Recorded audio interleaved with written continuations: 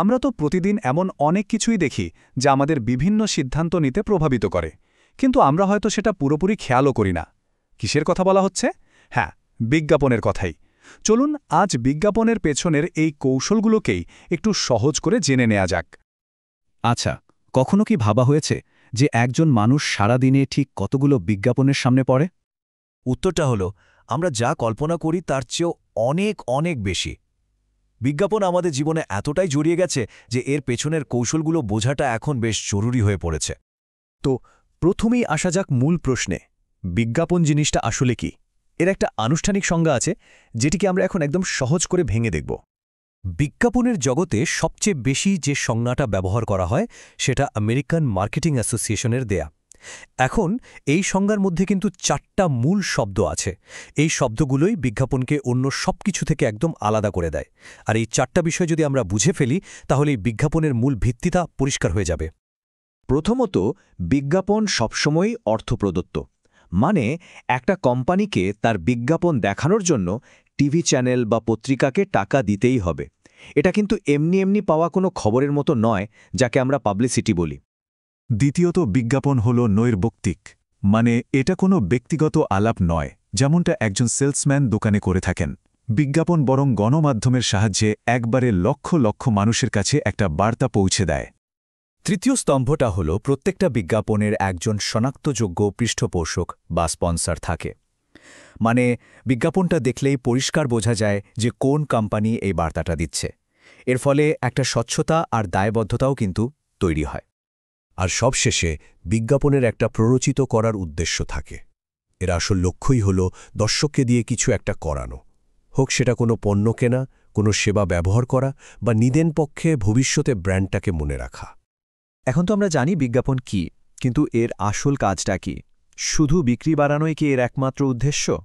না, আসলে এর বাইরেও বিজ্ঞাপনের অনেকগুলো গুরুত্বপূর্ণ কাজ আছে। চলুন সেগুলো এবার দেখে নেওয়া যাক। এই যে এখানে বিজ্ঞাপনের 7টা প্রধান কাজ দেখা যাচ্ছে। যেমন ধরুন প্রথমটা, পণ্যকে আলাদা করে চেনানো। বাজারে তো কত রকমের সাবান আছে, তাই না? কিন্তু বিজ্ঞাপনের মাধ্যমেই আমরা ডাভকে চিনি তার কোমলতার জন্য, আর লাইফবয়কে চিনি স্বাস্থ্য সুরক্ষার জন্য। বিজ্ঞাপন শুধু তথ্য জানায় না, নতুন পণ্য ব্যবহারে উৎসাহ দেয়, এমনকি একটা সাধারণ পণ্যের সাথেও আবেগ আর আস্থার মতো অনুভূতি জুড়ে দিয়ে ব্র্যান্ডের ভ্যালু বাড়িয়ে দেয়। সব বিজ্ঞাপন কিন্তু দেখতে বা কাজে একরকম হয় না। লক্ষ্য আর উদ্দেশ্যের উপর ভিত্তি করে বিজ্ঞাপনের ধরনও একদম বদলে যায়। এবার আমরা বিজ্ঞাপনের কিছু প্রধান প্রকারভেদ সম্পর্কে জানব। বিজ্ঞাপনের সবচেয়ে বড় বিভাজনটা হলো বাণিজ্যিক আর অবাণিজ্যিক। বাণিজ্যিক বিজ্ঞাপনের একটাই উদ্দেশ্য, মুনাফা অর্জন। যেমন ধরুন কোনো নতুন ফোনের বিজ্ঞাপন। আর অন্যদিকে অবাণিজ্যিক বিজ্ঞাপন কোনো পণ্য বিক্রি করে না, বরং কোনো ধারণা বা সামাজিক বার্তা প্রচার করে, যেমন সরকারি কোনো জনসচেতনতামূলক ক্যাম্পেইন। ধরুন সংবাদপত্রের কথা, ওখানকার বিজ্ঞাপনগুলোকে কিন্তু মোটা দাগে 2 ভাগে ভাগ করা যায়। এক হচ্ছে শ্রেণীবদ্ধ বা ক্লাসিফাইড অ্যাড। এগুলো সাধারণত ছোট হয়, লেখাভিত্তিক হয় আর খরচও কম। যেমন ধরুন বাড়ি ভাড়ার বিজ্ঞাপন বা পাত্রপাত্রী চাই কলাম।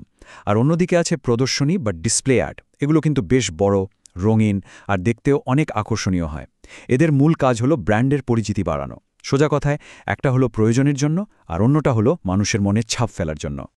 বিজ্ঞাপনের কৌশল কিন্তু এটা কোথায় দেখানো হবে তার ওপরও অনেকখানি নির্ভর করে। একটা বিজ্ঞাপন কি শুধু স্থানীয় এলাকার জন্য, নাকি পুরো বিশ্বের জন্য? চলুন এই ভৌগোলিক পার্থক্যগুলোই এবার একটু দেখি। যখন কোনো কোম্পানি তাদের বিজ্ঞাপন দেশের সীমানা পেরিয়ে একাধিক দেশে প্রচার করে, তখন তাকে বলা হয় আন্তর্জাতিক বিজ্ঞাপন। কোকাকোলার মতো ব্র্যান্ডগুলো বিশ্বজুড়ে প্রায় একই রকম বার্তা ব্যবহার করে, তবে হ্যাঁ, স্থানীয় সংস্কৃতির সাথে মেলানোর জন্য কিছুটা পরিবর্তনও আনে। জাতীয় বিজ্ঞাপন হল সেটা যা একটা দেশের সব মানুষকে লক্ষ্য করে তৈরি করা হয়। যেমন গ্রামীণফোন যখন কোনো নতুন ইন্টারনেট প্যাকেজের বিজ্ঞাপন দেয়, তখন সেটা দেশের সব অঞ্চলের মানুষের জন্যই প্রাসঙ্গিক থাকে। আবার কিছু পণ্য আছে যা শুধু নির্দিষ্ট অঞ্চলে চলে। যেমন শীতের পোশাকের বিজ্ঞাপন শুধু শীতপ্রধান এলাকাতেই বেশি কার্যকর হবে, তাই না? একেই বলে আঞ্চলিক বিজ্ঞাপন, যা একটা নির্দিষ্ট অঞ্চলের মানুষের চাহিদা অনুযায়ী তৈরি হয়। আর সবচেয়ে ছোট পরিসরের বিজ্ঞাপন হলো স্থানীয় বিজ্ঞাপন, যেমন কোনো এলাকার রেস্তোরাঁর লিফলেট, যা শুধু আশেপাশের গ্রাহকদের টানার জন্য বানানো। ছোট ব্যবসার জন্য এটা কিন্তু খুবই কার্যকর একটা উপায়। বিজ্ঞাপনের জগতে একটা পুরনো কিন্তু খুব গুরুত্বপূর্ণ বিতর্ক আছে। বিজ্ঞাপন কি সরাসরি বলবে এখনই কিনুন, নাকি একটা সুন্দর গল্প বলে দর্শকের মন জয় করবে? এই দুটো কৌশলের লড়াইটা কিন্তু বেশ মজার। চলুন এর গভীরে যাওয়া যাক। প্রশ্নটা খুবই সহজ, কিন্তু উত্তরটা জটিল। কোনটা বেশি কাজে দেয়? তাৎক্ষণিক বিক্রির জন্য আজই কিনুন অফার, নাকি দীর্ঘমেয়াদী সম্পর্কের জন্য একটা মনে রাখার মতো গল্প? দেখুন, সরাসরি বার্তা বা ডাইরেক্ট রেসপন্স বিজ্ঞাপনের সবচেয়ে বড় সুবিধা হলো এর ফলাফল মাপা খুব সহজ। কতজন বিজ্ঞাপনটা দেখে ফোন করল বা কিনল তার সঙ্গে সঙ্গেই জানা যায়। স্বল্পমেয়াদী বিক্রির জন্য এটা দারুণ, কিন্তু এর একটা ঝুঁকিও আছে। ক্রমাগত ছাড় বা অফার দিতে থাকলে ব্র্যান্ডের ভাবমূর্তিটা একটু সস্তা হয়ে যেতে পারে। অন্যদিকে ব্র্যান্ড বিজ্ঞাপন কিন্তু দীর্ঘমেয়াদে কাজ করে। এটা দর্শকের মনে একটা আবেগঘন সংযোগ তৈরি করে, যা ব্র্যান্ডের প্রতি বিশ্বাস আর ভালোবাসা তৈরি করে দেয়। ফলে যখন কেনার প্রয়োজন হয় তখন অন্য কোনো ব্র্যান্ড নয়, মনে প্রথমে এই ব্র্যান্ডটির কথাই আসে। তবে হ্যাঁ, এর প্রভাব মাপাটা বেশ কঠিন একটা কাজ। তাহলে বিষয়টা কি দাঁড়ালো? আসলে এই দুটি কৌশল প্রতিযোগী নয়, বরং একে অপরের পরিপূরক।